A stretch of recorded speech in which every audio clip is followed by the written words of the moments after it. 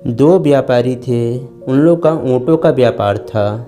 उनका व्यापार अच्छा खासा चला करता था। एक बार एक व्यापारी जब दूसरे व्यापारी के पास में पहुंचता है तो पहले वो खुश होता है, लेकिन जैसे ही वो जानता है कि उसमें से उसने दो हीरे निकाल लिए हैं, यह सुनते ही वह बहुत तेज गुस्सा करता है और कहता है, बिना पूछे तुमने मेरे दो हीरे क्यों निकाले।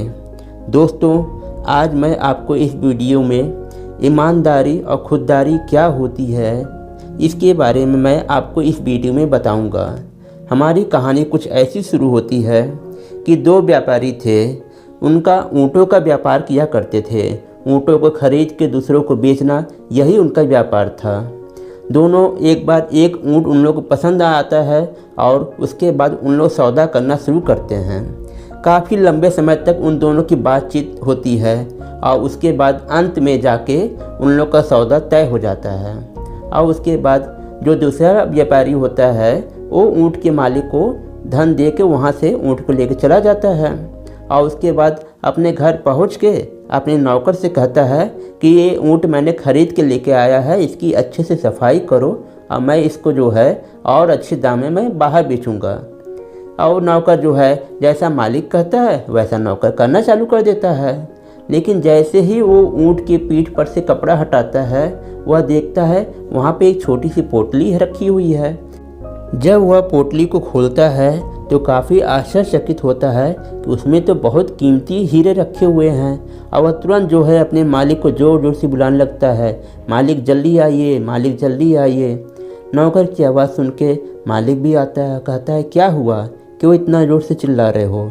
तब उसने जो है नौकर ने अपने मालिक को हीरे की पोटली दिखाई कि ऊँट के पास में रखा था और पहला मालिक भूल गया है, अब ये हीरा तो आपका हो गया मालिक। उसके बाद जब वह व्यापारी ने देखा तो उसने कहा, ठीक है, ऐसा है कि तुम ऊँटों की सफाई करो, मैं जो ये हीरो का थैला है मैं उस आदमी को दे के आता हूँ। तो नौकर कहा, अरे मालिक, जब आपके हाथ में ये हीरा आ गया है, वह भूल गया है, तो आप क्यों इसको वापस कर रहे हो। तो लेकिन उसका मालिक कहा, नहीं, मैं इसको वापस करके आऊँगा, तुम अपना काम करो, मैं अपना काम करता हूँ। नौकर मन में सोचा, कैसा मूर्ख मालिक मिला, हाथ आया धन लौटाने जा रहा है। और उसके बाद वह अपना माथा ठोक के फिर से अपना ऊँट की सफाई में लग गया। उसके बाद जब वह व्यापारी पहले व्यापारी के पास में पहुँचा जिसने पहले ऊँट उसको बेचा था, जब दोनों व्यापारी आपस में मिले तो उसने कहा, कैसा हुआ आना, हमारा सौदा तो पूरा हो चुका था। तब उसने कहा, सौदा तो पूरा हो चुका था, लेकिन आपने ऊँट के पीठ में ये हीरो का थैला आपने रख के भूल गए थे, इसी को मैं देने के लिए आया हूँ। यह बात सुनते ही पहला व्यापारी काफ़ी आश्चर्यचकित हुआ और वह तुरंत जो है उसे बात में ख्याल आई कि उसने ऊँटों के पीठ में हीरे की थैला छिपा के रखा था। और उसने तुरंत हीरे का थैला लिया और उसके बाद उसका काफ़ी धन्यवाद किया कि आप कितने ईमानदार हैं कि आप हीरे की थैले पा के भी आप वापस करने चले आए। अब तो मैं आपको इसके बदले मैं आपको कुछ ज़रूर दूंगा, आप इसमें से एक काम करिए, थोड़ा सा हीरा आप ले लीजिए, एक दो ठो।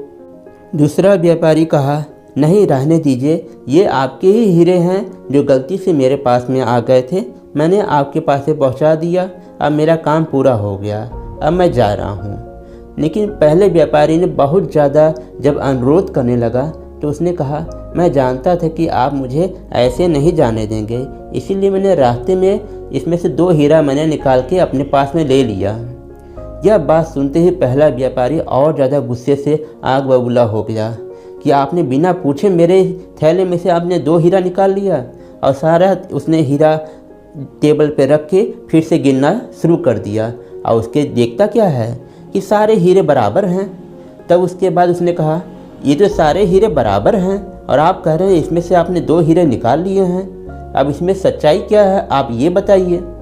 तब उस दूसरे व्यापारी ने कहा, इसमें से जो है एक ईमानदारी और दूसरा खुददारी, ये दोनों बहुत ही कीमती हीरे हैं मेरे लिए, जिसे मैं हमेशा अपने पास में रखता हूँ। जब मेरे पास में ये दो हीरे हैं, मुझे इन कांच के टुकड़ों की हीरे की कोई ज़रूरत नहीं है। और यह बात कह के वह व्यापारी वहाँ से चला जाता है और पहला व्यापारी उसका शुक्रिया अदा करता है। दोस्तों, इस तरीके से मेरी कहानी तो यहीं पे समाप्त हो जाती है। दोस्तों, मनुष्य को अपने खुददारी और ईमानदारी पे हमेशा बरकरार रहना चाहिए। अगर कोई देखे या ना देखे, लेकिन हमारा भगवान हमेशा देखता है कि हम कहाँ पे ईमानदारी और खुददारी के साथ में रह रहे हैं। जो ईमानदारी और खुददारी के साथ में रहता है वह हमेशा अपने जीवन में विकास करता है, और जो बेईमानी और लेन देन में गड़बड़ी करता है उसका हमेशा ही विनाश होता है। इस तरीके से मेरी बात भी यहीं पे समाप्त हो जाती है। उम्मीद है आपको मेरी कहानी और बात दोनों बहुत पसंद आई होंगी।